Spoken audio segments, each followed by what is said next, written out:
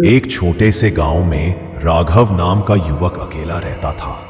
गांव के लोग कहते थे कि उसके घर के पीछे वाले पुराने कुएं में किसी औरत की आत्मा भटकती है, मगर राघव इन बातों पर कभी विश्वास नहीं करता था।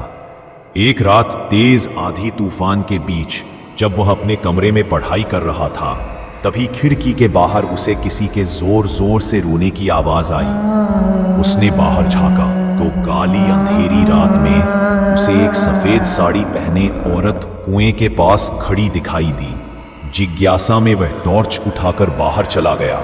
जैसे ही रोशनी उस औरत पर पड़ी, उसका चेहरा साफ दिखा। आंखों की जगह गहरे काले गड्ढे और मुंह इतना बड़ा जैसे पूरी रात निगल जाए। राघव डर कर पीछे हटने ही वाला था कि अचानक वह औरत झटके से हंस पड़ी और उसकी परछाई जमीन पर लंबी होकर फैलने लगी। परछाई धीरे धीरे उसकी ओर रेंगने लगी।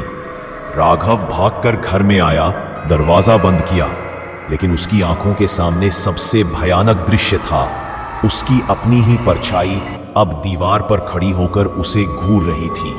उसने हिलने डुलने की कोशिश की, पर उसका असली शरीर पत्थर की तरह जकड़ गया।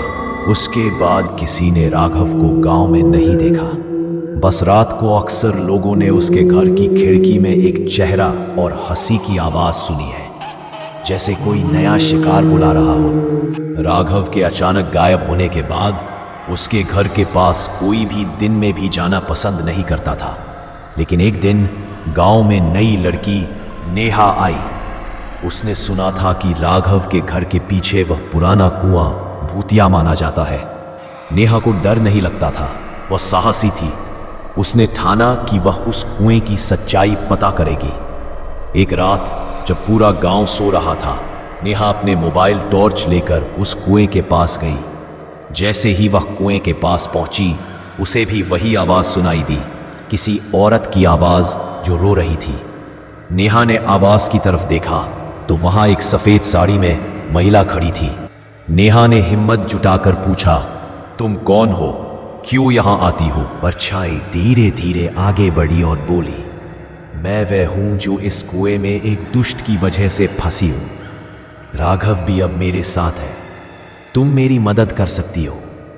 नेहा ने अपने दिल को मजबूत किया और कहा, बताओ क्या करना होगा? परछाई ने कहा, राघव की परछाई को मुक्त करना होगा और इसके लिए इस कुएं के अंदर एक दीप्तिमान पत्थर है जिसे निकालना होगा। नेहा ने दीप्तिमान पत्थर खोजने के लिए कुएं में झांकना शुरू किया। तभी अचानक कुएं के नीचे से एक ठंडी हवा निकली और उसने महसूस किया कि कोई उस पर नजर रख रहा है। नेहा ने कुएं के अंदर झांकते हुए देखा कि वहां असल में एक चमकता हुआ पत्थर था जो नीली रोशनी बिखेर रहा था।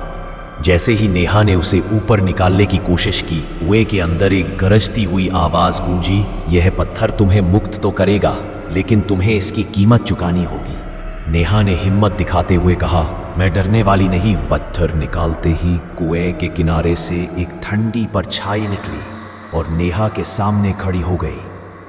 वह परछाई अब धूप में भी दिख रही थी, उसकी आंखें चमक रही थीं। परछाई ने कहा, अब तुमने चालाकी से उस पत्थर को उठा लिया है, लेकिन दुष्ट की आत्मा भी जाग उठी है, सावधान रहना। तभी अचानक कल्पना भी हुई कि कुएं के पास एक काला साया हिल रहा था। दुष्ट की आत्मा थी जो नेहा को रोकना चाहता था। नेहा ने पत्थर को मजबूती से पकड़कर कहा, मैं इसे गांव के पंडित जी के पास लेकर जाऊंगी जो हमें आत्माओं से मुक्त कर सके। इस तरह नेहा साहस के साथ उस खतरनाक आत्मा के खिलाफ लड़ाई के लिए निकल पड़ी। नेहा पत्थर लेकर गांव के पंडित जी के पास पहुंची। पंडित जी ने पत्थर को ध्यान से देखा और बताया, यह कोई साधारण पत्थर नहीं, बल्कि पवित्र नीलकंठ पत्थर है। इसे सही मंत्रों के साथ पूजा करना होगा, तभी यह दुष्ट आत्मा को पकड़ पाएगा। नेहा ने रात भर पंडित जी के साथ मंत्रों का अभ्यास किया। वह जानती थी कि जब सफलता नहीं मिली तो दुष्ट आत्मा गांव को हमेशा के लिए बर्बाद कर सकती है। रात के मध्य में जब चांद पूरे आसमान में चमक रहा था, पंडित जी और नेहा कुएं के पास पहुंचे। जैसे ही उन्होंने मंत्र पढ़ना शुरू किया, पत्थर नीली चमक छोड़ने लगा और दुष्ट आत्मा चीखती हुई प्रकट हुई। एक भयानक संघर्ष हुआ। दुष्ट आत्मा ने नेहा को डराने की पूरी कोशिश की, पर नेहा ने हिम्मत नहीं हारी।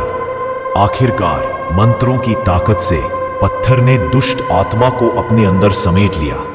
औरत की आत्मा मुक्त हो गई, कुआं फिर से शांत हो गया और राघव कहीं दूर से मुस्कुराते हुए नेहा को धन्यवाद कहता नजर आया। गांव में फिर से शांति छा गई।